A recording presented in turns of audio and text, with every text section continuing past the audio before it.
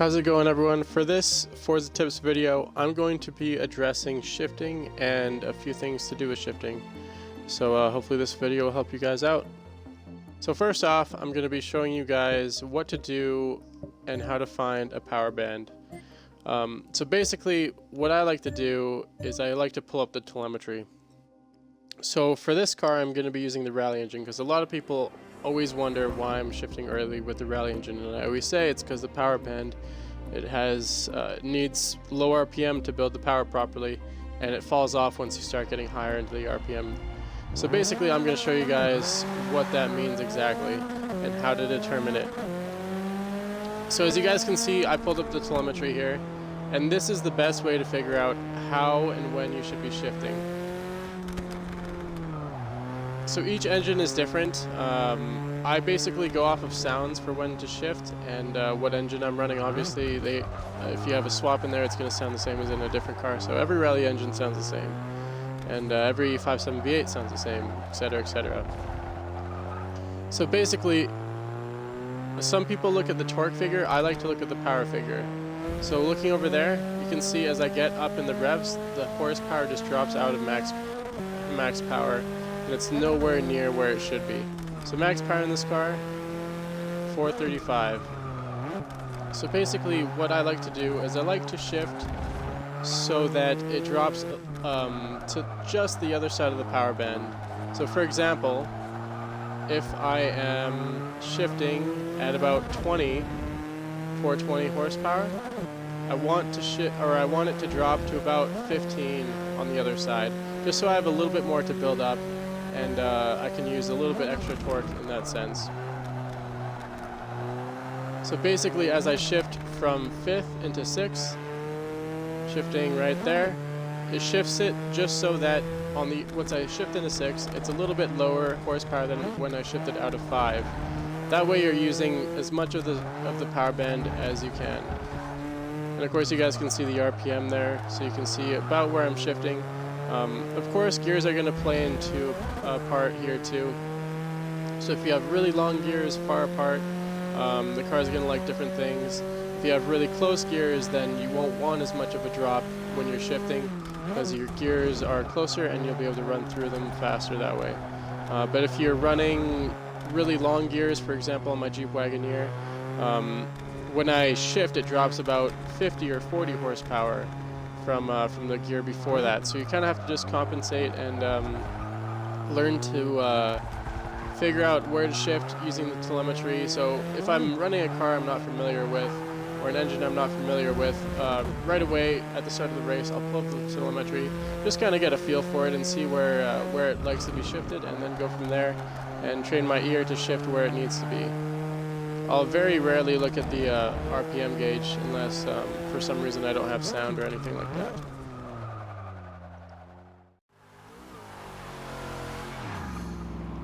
Alright, so here's another example for you guys. A lot of the stock Hemi engines like to be shifted early also, just so I just want to cover a couple engines for you guys that are kind of awkward.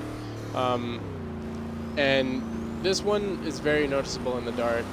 So basically you guys see the power peaking around the same point as a rally engine would once I get around this corner.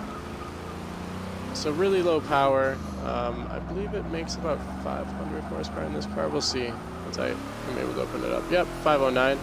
So you really want to shift early, and the thing about this car is once you shift it doesn't really fall off very much at all. So you really want to shift quite early as you start to see the numbers fall off, and then train your ear for that. A lot of these V8 engines, the stock Hemi engines out of these cars, and most of the time the 5.7 or the 7.0 Hemi swap will like to shift early also. So you see, as soon as I hit 7, I can shift, and it's right back into the max power just with more torque. So you want to shift pretty quickly as soon as you see that number dropping off with a car like this, with an engine like this, I should say. So that's another awkward engine that does need different shifting. Most of the engines that you guys will run do like to go all the way to about the rev limiter. Don't pay attention to the red line on the actual RPM gauge because it's irrelevant. Well, most of the time. Sometimes it's accurate. If it's accurate, then good. But for example, with this engine, it's not even close. And same with the rally engine and a few other engines that like to be way up on the rev limiter and past the red line. Alright, so now I'm going to talk about power shifting. And power shifting is basically not letting off the throttle when you are shifting. This will not come into play if you run automatic or manual without clutch, but if you're running clutch, this will apply to you. So this is back into A-Class with a NASCAR engine swapped to 5.9. This engine likes to go all the way up into the rev limiter. I'll show that real quick for you guys. So you want to push this all the way to the rev limiter, basically, to get the most out of it. So basically, you want to power shift because there's no point in not. It's not going to hurt you. It's basically like a tiny little clutch kick as soon as you're shifting, which won't do anything really. So if you don't power shift, it's not that big of a deal, but it can make up for a few little mistakes, or you know, if you're letting off the gas, you might have a little bit of lost time here and there. But when you don't want to power shift is when you wouldn't be on the gas anyways. So let's say you're going up Bathurst Hill. So you wouldn't want to power shift somewhere like here where you can just clutch kick it and start losing your back end and then end up wrecking. Because there's no point, you'd be off the gas anyway. And so if you're adding an extra little clutch kick when you're turning, when you're trying to shift, it's just going to end up in a little bit of a mess there. So basically, whenever you have traction and whenever it's safe, power shift. Whenever you'd normally be off the gas, don't power shift, because it wouldn't make sense to just give it a bunch of gas just when you're shifting and clutch kick it and throw your back end out into a wall or into somebody else or off the track. I mean, you never know what else could happen. So for this clip, I'm going to talk about shifting in the air, shifting when your tires are spinning, and shifting when you let off the throttle going into a corner, and why you should do all these things in certain circumstances. So basically, shifting in the air, if you're about to need to shift up, you're at the top of gear and you know a little jump or something that's going to make your back end loose where you're going to end up spinning your tires or something like that is coming up really soon. Try and aim to shift at that point, because basically you're getting a free shift without slowing down. Where if you're shifting just before that or just after that, you're losing a little bit of time, and that little tenth or two might make a big difference in your time. And at the same time, shifting coming into a corner or something like that is kind of reserved for the point when you're going into, let's say, a high-speed sweeper, and you're entering the corner in third gear, and you're right at the top of third gear, and you kind of just have to let off to make the corner. You might as well shift up, because you should be exiting the corner in the next gear, and then you have the pull down the rest of the straightaway, and you're good to go. So basically, what I'm going to demonstrate to you guys with this thing is shifting when you're in the air / spinning your tires at the top of a hill. So this car is a power car. This is my Power 79 Camaro in A-Class.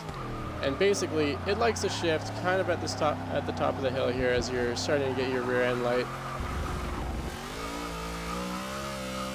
It likes to shift into fourth. As soon as you start going up here, your rear end gets light, and you might as well shift because you're spinning your tires anyway. So now I'm going to show you guys shifting going into a corner and when you would do that. So basically with this Camaro, it likes to enter the right-hander after this corner in third gear, but coming out of that in third gear, all you're doing is spinning your tires, and in fourth gear you can still get a little bit tire spin. So you should be using fourth gear on the exit, and I'll talk about that a little bit later in this video about corner exiting. So on the decel a little bit, I shifted it into fourth, just so I can get as much power coming down this straightaway as I can. And same with this up here. I'll come in here in third, kind of shift as I let off there to get a little bit more tire grip for this exit, and come out of it in fourth. Alright, so I talked about this in my braking video, but I just want to touch on it in shifting also, because it does have everything to do with shifting. I'm going to talk about rev matching on the downshift.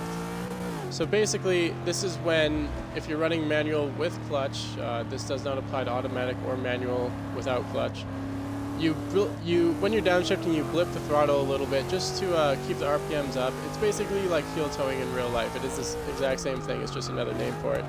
So as you guys can see, when I'm downshifting, I'm also giving the throttle a little blip, just to keep, basically what it does is it keeps the back end stable under deceleration.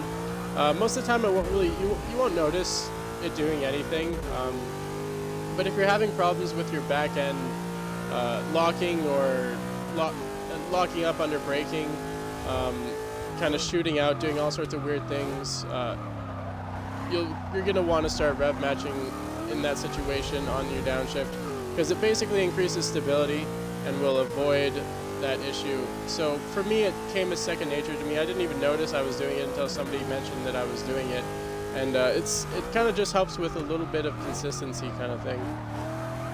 So it's something I like to do, and a little habit of mine. It won't hurt you, but in some cases it may help you.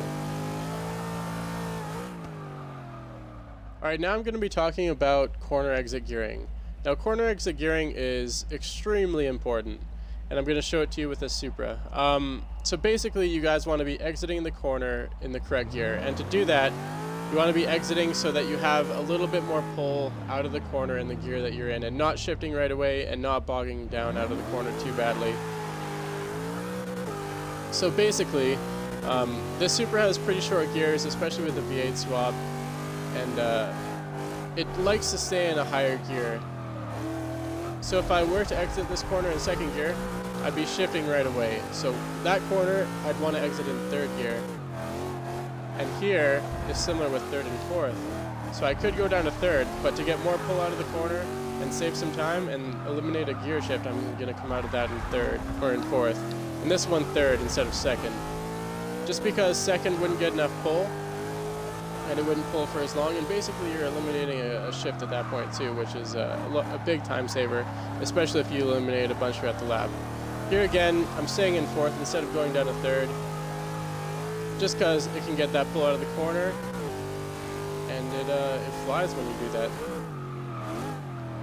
And once I get around this corner, I'm not going to go down to second. I'm going to keep it in third, and just push it wide, and get that pull out of the corner rather than shifting right away as soon as I'm exiting the corner. So thank you guys so much for watching. Don't forget to subscribe to my YouTube channel, check out my Twitch stream. I tend to stream daily at 2 and 10 p.m. Eastern. And if you like the video, give it a thumbs up and share it with your friends. Hopefully the video was helpful for you guys, and hopefully it'll make you guys a little bit quicker. Alright, have a wonderful day guys, and we'll see you later.